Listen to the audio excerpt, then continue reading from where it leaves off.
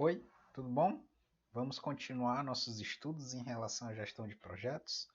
Bom, já temos os conceitos iniciais e agora a gente vai tentar eliminar uma diferença que muita gente faz em relação à gestão de projetos.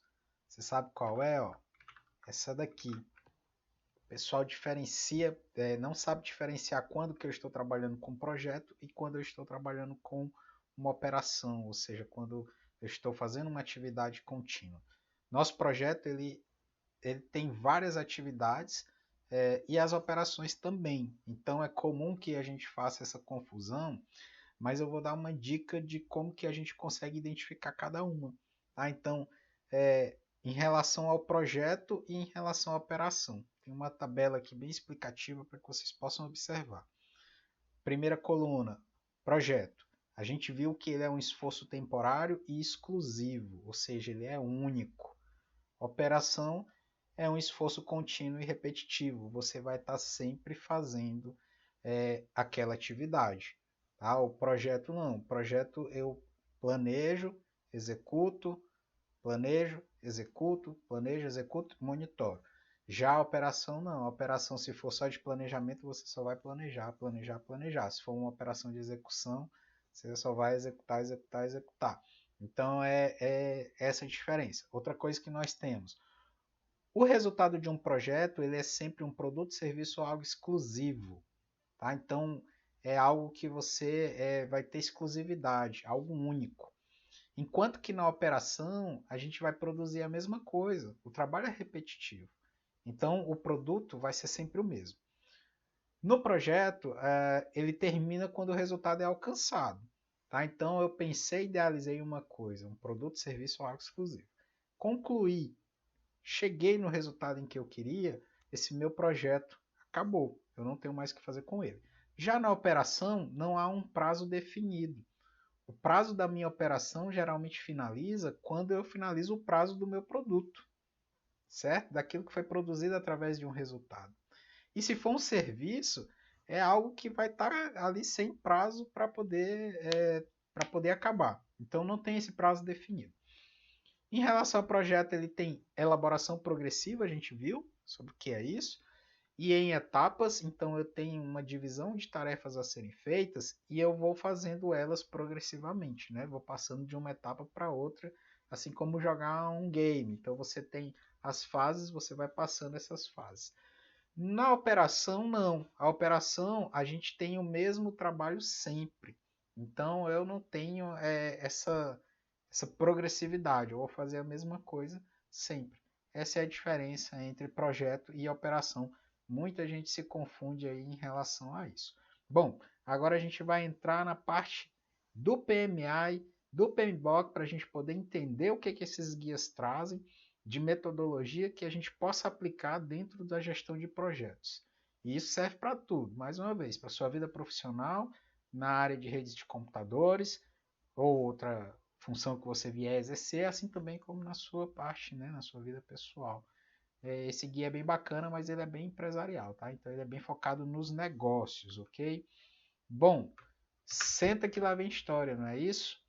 Então, a gerência de projeto surgiu como uma disciplina nos Estados Unidos. Seu sucessor foi Henry Gantt. O Gantt ele é bem conhecido na área de administração, inclusive a gente usa um gráfico que nos dá ali uma ideia de tempo, entregas que a gente tem no nosso projeto, que foi desenvolvido por Henry Gantt, que é esse idealizador, né, da área de administração. Ele era especialista em técnicas de planejamento e controle que utilizou o gráfico de barra como uma ferramenta de gerência de projeto, associada às teorias de Frederick Taylor, da administração científica.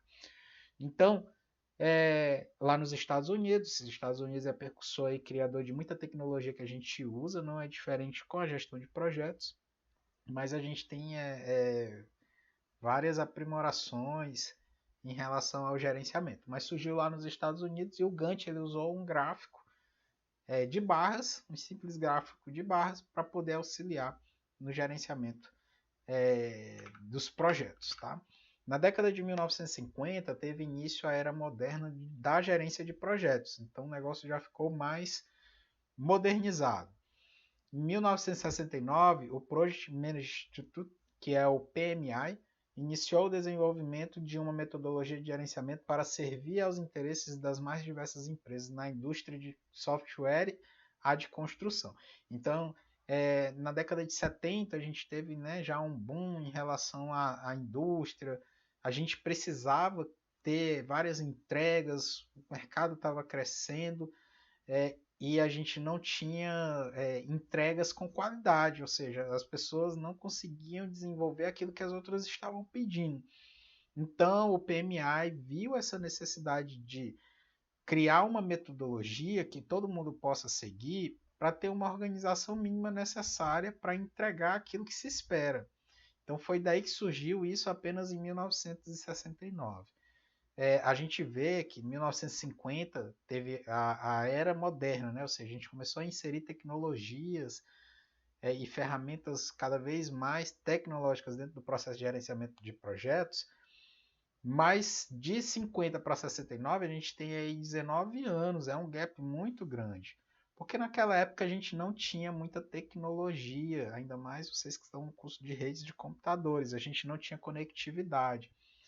Eu lembro que ano passado, nós estamos no ano de 2020, ano passado, 2019, o pessoal falava em educação 4.0, indústria 4.0, startup, empreendedorismo.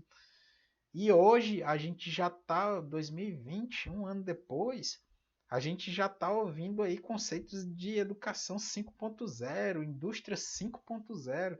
Então as coisas vêm evoluindo de uma forma mais rápida.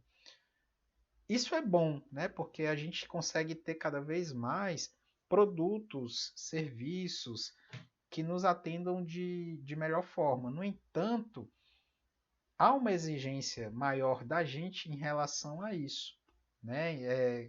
Então, com certeza, se a gente tem essa velocidade de consumir, né? Ano passado eu estava consumindo algo, esse ano eu tenho que consumir algo melhor, a gente vai ter aí uma cobrança maior no nosso posto de trabalho, para que a gente possa ter uma entrega nessa mesma velocidade, para que a gente possa executar nossas atividades nessa velocidade. Então, o gerenciamento de projetos, ele também sofre interferência em relação a isso. Então, você tem ali cada vez mais prazos reduzidos, recursos limitados e uma cobrança maior do que você tem que entregar. Então, é importante a gente frisar isso também. Em 1981, os diretores do PMI autorizaram o desenvolvimento de um guia de projetos, o Project Management Body of Knowledge, que é o PMBOK, contendo os padrões e as linhas mestras das práticas que passaram a ser amplamente utilizadas. Gente, há um guia, o guia todo mundo já sabe qual é a finalidade. Vou fazer ali no Parque Natural da cidade de Porto Velho uma trilha. Se eu for sozinho, eu não vou ter noção de onde eu tenho que ir, para onde eu tenho que ir, como que eu vou. Eu vou com o auxílio de um guia, esse guia vai me mostrar os caminhos que eu devo seguir, certo? Quer dizer que eu não vou me perder se eu tiver um guia? Não, não quer dizer isso, mas quer dizer que a chance de você se perder é bem menor do que se você estiver sozinho. A mesma coisa se aplica ao guia de gerenciamento de projetos, aqui do PMI, que a gente chama de PMBOK. Atualmente, um dos pré-requisitos essenciais para qualquer profissional é saber gerenciar projetos. É aquilo que eu falei para vocês. A indústria, o comércio e os serviços cada vez mais entregam coisas tecnológicas, coisas que são atualizadas a todo momento. Nós temos a necessidade de consumir coisas novas e boas a cada momento. Então, a gerência de projetos ela é cobrada por essa velocidade. E aí você vai ter que se aprimorar, se adaptar, conhecer e desenvolver habilidades e técnicas para poder trabalhar com isso. Por essa velocidade também, que a gente pode dizer que quase toda empresa trabalha com projetos. Quase todas. Empresas, instituições públicas, instituições privadas, instituições sem fins lucrativos, enfim, tudo hoje está voltado a essa atividade mediada por gerenciamento de projetos. Por quê? Porque eu não tenho tempo. Se eu não tenho tempo, eu tenho que me cercar das melhores práticas de tudo aquilo que pode me abastecer para que eu possa executar o que eu preciso no menor tempo, no menor custo, com menores recursos. Então é essa a dinâmica que a gente está vivenciando hoje. Conhecer gerenciamento de projetos ou trabalhar com projetos é algo que você vai ser cobrado com certeza, ou se já não é, né, no mercado de trabalho, ou até nas academias, instituições de ensino e por aí vai, certo? Então, mas o que é de fato o guia PMBOK, certo? Tem uma abazinha aí para você possa já fazer sua pesquisa no Google do que é PMBOK, certo? Deixar vocês fazerem essa pesquisa, mas também vou trazer aqui os resultados. É bom que você faça, tá? Bom, esse guia PMBOK é uma publicação do PMI que apresenta um conjunto de padrões e boas práticas em gerenciamento de projetos. Padrões, por que a gente padroniza? Certo? Quando eu crio um padrão, fica muito mais fácil de eu desenvolver, porque já está tudo pré-moldado, já está tudo padronizado. Então, quando eu for fazer um projeto, 2 projetos, 3 projetos, eu seguindo esse padrão, fica mais fácil de eu trabalhar. Né? Eu consigo ter uma rapidez, uma velocidade maior para poder gerar aquele resultado. E as boas práticas é aquilo que a gente julga interessante você aplicar para que você maximize as suas chances de sucesso, tá bom? Então, é um guia que vai te dar ali os padrões e as métricas necessárias, as boas práticas, para você chegar no seu resultado. Esse guia do conhecimento em gerenciamento do projeto, ele também é chamado assim, e a primeira versão dele foi publicada em 1983 como um artigo. Ou seja, a gente sabe que um artigo aí é um componente textual pequeno, então ele trazia ali só conceitos bem amplos, ele não tinha detalhamentos, ele trazia só praticamente ali a separação em processos. E aí, ao longo em que a gente precisava consumir mais e precisava gerar e vai nessa corrida frenética em relação a tudo que precisamos fazer no nosso dia a dia, esse guia foi criando corpo, aumentando, porque experiências novas também foram surgindo. E o resultado dessas experiências foram sendo escritas, né, e foram sendo colocadas no guia PMBOK. Primeira edição dele foi lançada em 1996, e de 96 a gente tem aí a 6ª edição de 2017 que a gente vai utilizar como base para os nossos estudos da disciplina de gestão de projetos. O que ele foca? Isso aqui é interessante. Ó. Ele vai focar em processos, tá? Ou seja, atividades, conjuntos de atividades que você precisa fazer ao longo do gerenciamento de um projeto. Quais são os processos que eu tenho? Eu tenho que, aliás, esses processos estão estruturados da seguinte forma: entradas, que aí geram insumos, tá? O que são entradas? Tive a ideia, beleza. O que eu preciso para poder executar essa ideia? Então, são os insumos, tá? Vou fazer ali, preciso de vamos construir um data center novo para o município de Porto Velho. O que eu preciso? Bom, eu preciso de projeto. Beleza, o projeto é um insumo, mas para fazer o projeto eu preciso do quê? Né, o projeto físico de redes, por exemplo, do meu data center, ou o projeto lógico de redes do meu data center. Eu preciso de profissionais, então vamos contratar profissionais, vamos fazer o planejamento, quanto tempo isso vai durar, tudo isso são insumos. Dentro desses insumos eu vou separar tudo e vou aplicar o meu conhecimento em gerenciamento de projetos. E aí entram as técnicas e ferramentas, tá? As minhas técnicas, ou seja, como eu acho, como eu julgo que vou conseguir alcançar os resultados a partir do que o guia me diz, e as ferramentas.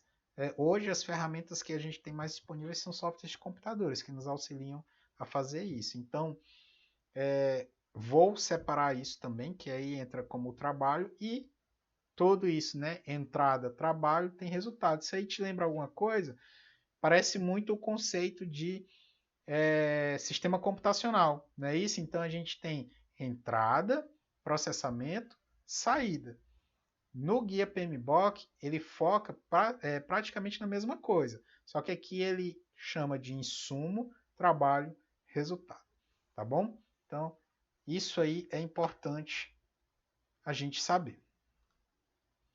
Bom, vamos falar agora sobre ciclo de vida de um projeto, tá bom? A gente já sabe que ele é temporário. Então, se ele é temporário, esse nosso projeto com certeza tem que iniciar e terminar. Do início ao término, a gente chama isso de um ciclo de vida, tá? Ciclo de vida do nosso projeto. É assim como a gente. Nós temos o nosso próprio ciclo de vida. O que isso significa? A gente nasce, a gente cresce, a gente trabalha e depois morre, né? Tem gente que queima algumas etapas, não é isso? Então tem gente que nasce e morre em seguida, ok? Quer dizer, então, fazendo analogia, né? Gestão de projetos. Quer dizer que se eu iniciar um projeto e terminar ele em seguida, ele não tem um ciclo de vida? Ele tem, só que o ciclo de vida dele foi interrompido, né? Foi reduzido, tá? Assim como o da pessoa também que eu dei o exemplo. Então é assim que funciona. Vamos saber um pouco mais sobre o ciclo de vida de projeto. Diretamente ligado aos macroprocessos apresentados sobre o projeto, sobre o PMI, né, sobre o PMBOK, que trabalha, ele separa a nossa gestão de projetos em macroprocessos, que a gente vai ver em um outro momento. O ciclo de vida está ligado a esses processos. Que nem eu falei, você nasce, você cresce, você morre. Isso são os nossos processos. Então, nosso projeto nasce, executa, encerra. Tá? Então, ele está diretamente ligado a isso. Basicamente, ele consiste em iniciar o projeto, que é a fase preliminar de melhor identificação da necessidade em questão. Aqui, missão e objetivos do projeto são bem definidos. Ou seja, né, você tem ali um planejamento, iniciei. Aliás, não é planejamento, tem o início, a ideia e uma organização inicial em relação ao meu projeto. 2. Organização e preparação. Define-se a metodologia de gerenciamento que eu vou utilizar. Ou seja, significa escolher a melhor estratégia tendo em vista os recursos disponíveis. Assim, deve-se focar em recursos, custos e programas. Então, vamos utilizar o mesmo exemplo do data center. Como que eu vou construir o meu data center? Onde eu vou construir o meu data center? E o como, principalmente. Eu vou listar tudo isso a partir das minhas necessidades, a partir daquilo que eu tenho disponível para o meu projeto, certo? Então, eu queria um super mega hiper data center, mas eu não tenho dinheiro, ou seja, meus custos. Eu não tenho como fazer um hiper data center com pouco dinheiro, a gente sabe disso. Outra coisa que vai me limitar, os recursos disponíveis. Eu quero que a equipe faça o nosso próprio data center, porque eles conhecem a nossa realidade, porque eles têm capacidade para isso, eles vivenciam, ok, mas eu tenho uma equipe reduzida. Eu não consigo atender as demandas do dia a dia e trabalhar em um projeto, né? Operação versus projeto. Então, eu não tenho como fazer isso, alocar. Eu teria que contratar pessoas para substituir elas enquanto elas estiverem envolvidas nessa atividade. E o tempo? Se eu tiver profissional dedicado só para o projeto, o tempo eu consigo executar de uma forma reduzida, né? Então eu consigo fazer isso em menor tempo. Se eu não tiver, se ele estiver concorrendo com outras atividades, com certeza o meu tempo vai ser dilatado. A minha organização, a minha empresa tem esse tempo para poder me dar, então tem essa questão aí do ciclo de vida do projeto, tá? A primeira é a fase inicial, a segunda é a organização e preparação, também é questão do planejamento. A terceira é a execução, ou seja, colocar a mão na massa, já é você ter tudo aprovado, ó, minha ideia está ok, tenho recurso, tenho tempo, tenho pessoas, tenho tudo, vou executar, que é o terceiro ponto aqui, ó. tudo que foi pensado e levantado nas etapas anteriores é posto em prática. É comum que os erros de planejamento sejam bem evidentes nesta fase. É comum ainda que a maior fatia dos recursos disponíveis seja consumida aqui. Tá? Então, ou seja, eu não vou ficar muito tempo na ideia e também não posso ficar muito tempo no planejamento. Até porque você tem uma ideia e você tem mais ou menos ali uma noção de como você vai executar a sua ideia. No entanto, a execução não. A execução já é algo mais demorado. Tá? Então, ele vai consumir maior tempo do meu cronograma, do meu projeto, e ele vai estar alinhado com o que eu planejei. Se eu planejei errado, o resultado do meu planejamento errado vai surtir aqui na execução. Assim como se eu tiver planejado certo também. Todo o resultado das fases anteriores vão refletir aqui. Se eu planejei certo, meu projeto anda normalmente, tranquilo, sem surpresa. Se eu planejei errado, eu vou ter problema, eu vou ter que replanejar, talvez eu tenha que parar a atividade, talvez eu tenha que ajustar cronograma, talvez eu tenha que contratar pessoas, aumenta os recursos disponíveis, e aí vai em cada cenário, cada situação, tá bom? Bom, outra coisa que a gente tem no nosso ciclo de vida é o monitoramento e o controle. Monitoramento, controle e coordenação das ações para garantir que os objetivos sejam alcançados, sendo que isso aqui é importantíssimo. Monitorar é a análise contínua do progresso do projeto nos níveis de atividades e resultados/produtos. O que isso significa, gente? Monitorar é ficar de olho, tá? Monitorar é você ficar de olho. Enquanto que controlar é utilizar a informação de monitoramento para a tomada de decisão, a fim de redirecionar o projeto, ajustar atividades, resultados ou, em casos extremos, para provocar um redesenho do projeto. Vou tentar ser aqui bem claro possível em relação a monitorar e controlar. Você estar com seu filho brincando na rua. Você está de olho nele, certo? Então ele está lá de bicicleta, para lá e para cá, vai para cima, vai para baixo, corre, grita, brinca, vai e vem um carro. Você está de olho nele, você está de olho no seu filho, você está de olho no carro. Você sabe que o carro e a criança na rua é uma combinação que não dá muito certo. Você vai ficar só olhando? Não, você não pode ficar só olhando. Você não vai ficar só no monitoramento. Aí você tem que fazer algum controle em relação a isso. O que você faz? Ou você dá um grito para o menino sair do meio da rua, ou você corre, vai lá, ou você se joga na frente do carro. Enfim, são aí as várias possibilidades que você tem. Conforme a sua situação, você vai escolher ali a melhor. Né? Se só um grito resolver, tranquilo. Senão, você vai ter que correr ali para frente do carro. Brincadeiras à parte, mas é basicamente isso. Outra coisa que a gente tem por fim, aí, o encerramento do nosso projeto. Ele acontece quando há a entrega do produto do trabalho desenvolvido pelo projeto. Se o projeto em questão fosse ministrar uma aula, a gente tem que fazer o quê? A gente tem que fazer o plano de ensino, plano de aula, elaboração do material didático, fazer a avaliação dos conhecimentos, e aí depois a gente faz tudo, né? A gente levanta tudo isso, o que deu certo, o que não deu certo, lista para quê? Para quando eu for ministrar essa disciplina de novo, eu já tenho ali uma experiência em relação a ciclo de vida do meu projeto, certo? Então, em relação ao ciclo de vida do projeto, é tranquilo, ele envolve ali os macros processos, tá sempre interligado ao que, né, as fases que a gente tem que passar, que a gente chama de macro processo, dentro do PMBOK ou do PMI. Tá? Vamos aqui. Bom, ainda sobre o ciclo de vida. É formado pelas fases que compõem, ou seja, são as fases sequenciais ou sobrepostas, cujo nome e número são determinados pela necessidade de gerenciamento e controle da organização, a natureza do projeto em si e sua área de aplicação. Tá? Então, está ligado aos outros fatores, né, ao que a minha organização quer, a forma em que ela gerencia, como que ela aplica esse gerenciamento, tudo isso está ligado ao meu ciclo de vida.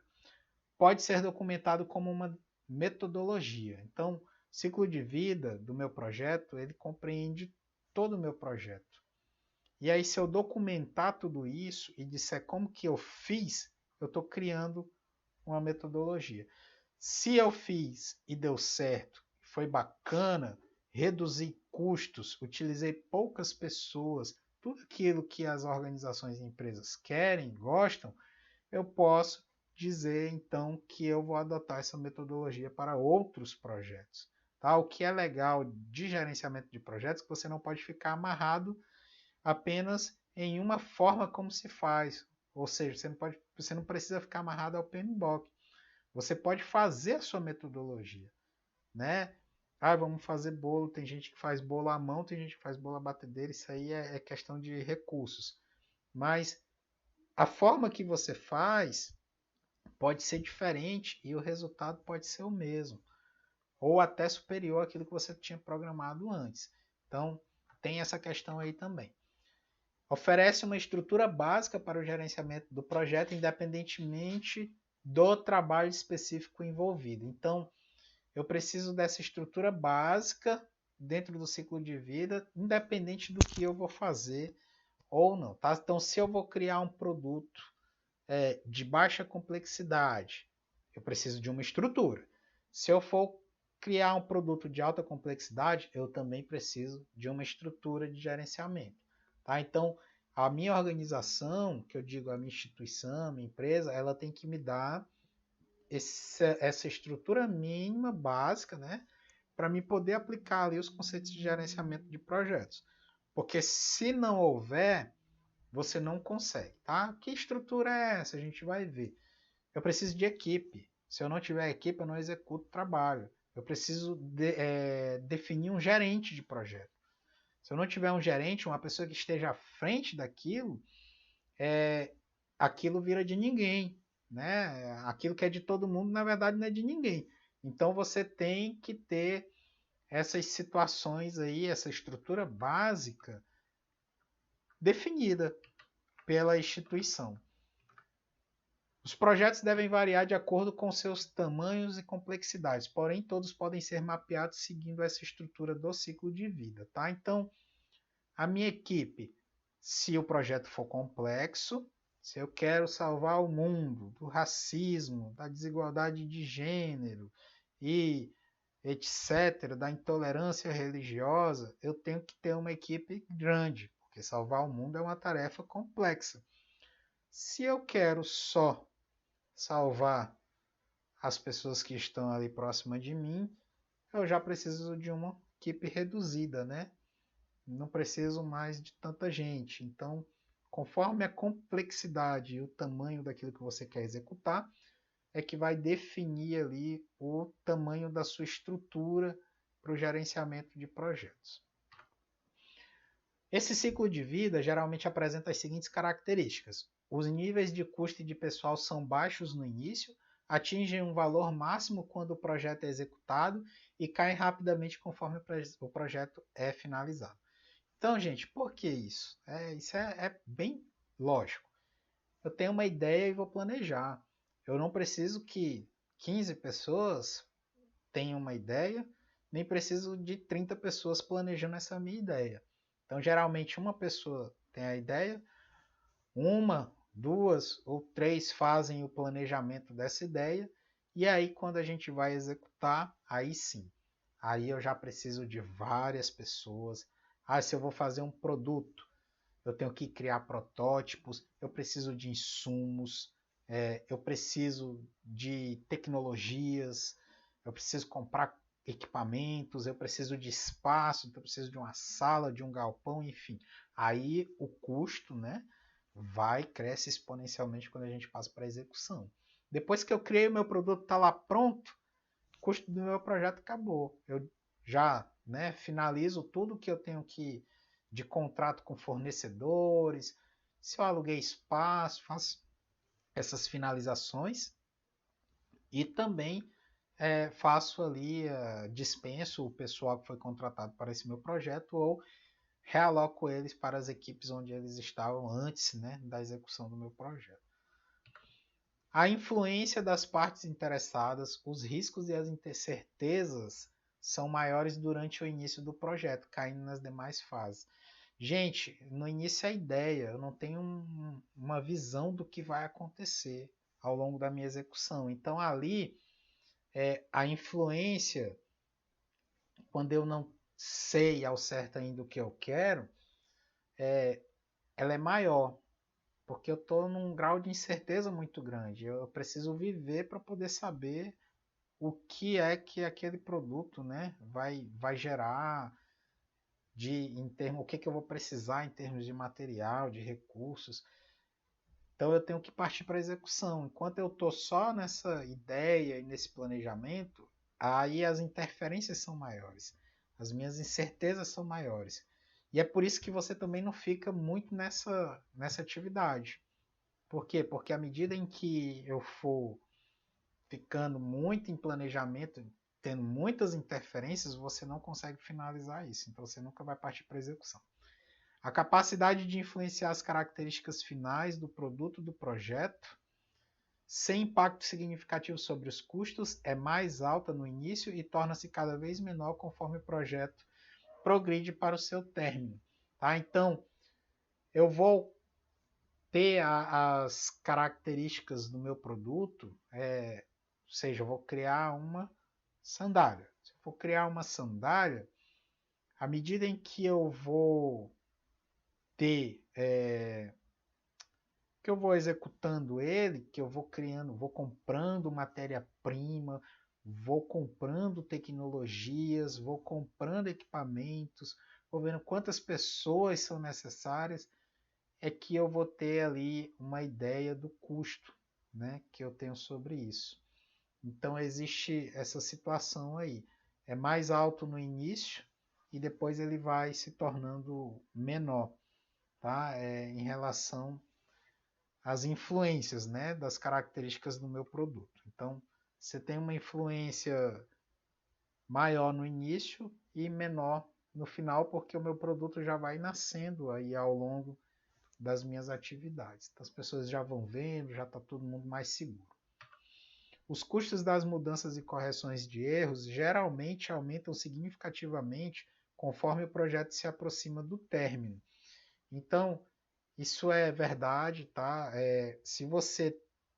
Aí entra a parte de monitorar e controlar. Se você está vendo que alguma coisa está errada no seu projeto e você não tem uma ação, essa coisa errada vai continuar, vai continuar, vai continuar, vai continuar, vai continuar. Se for um procedimento errado, as pessoas ali envolvidas estão executando o trabalho de forma errada, você está pagando aquelas pessoas. Se for para fazer um produto, então, você tem custo com insumos, com tudo aquilo que eu falei, um espaço, tecnologias, e você não controla, você não faz nada, nenhuma ação de controle. Quando você for despertar para poder fazer isso, o seu custo já é bem maior.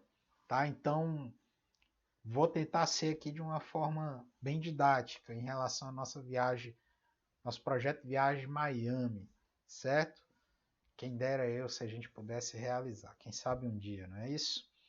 Bom, a gente projetou ir agora, dia 23 de setembro, para Miami, no dia do início da nossa disciplina, e nós já sabemos que nesse dia vai ter, nesse dia não, na semana vai passar um furacão, isso é comum lá nos Estados Unidos, e o furacão está se aproximando, não vai ter condições de você ir para canto nenhum, né, gente? Pelo amor de Deus, um furacão, se o avião conseguir descer, já é muita coisa, né?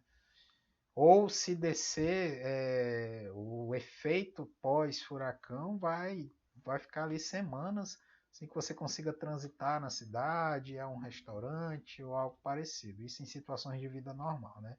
Esquecendo a pandemia um pouco. Então, o que acontece? Você viu hoje, nós estamos aqui dias antes da nossa viagem. Então vamos lá, vamos Passou um dia, 2 dias, 3 dias, eu nada, eu só orando, né, fazendo aqui preces para que o furacão desvie rumo e siga para outro estado. Quarto, quinto, sexto, sétimo, nada. Na véspera da minha viagem, eu decido. Vou transferir minha passagem para um outro dia, né? Ou vou transferir o destino. Se você fizer isso, gente, olha o custo que você vai ter com transferência de passagem, olha o custo que você vai ter com transferência de hospedagem, ou cancelamento, enfim.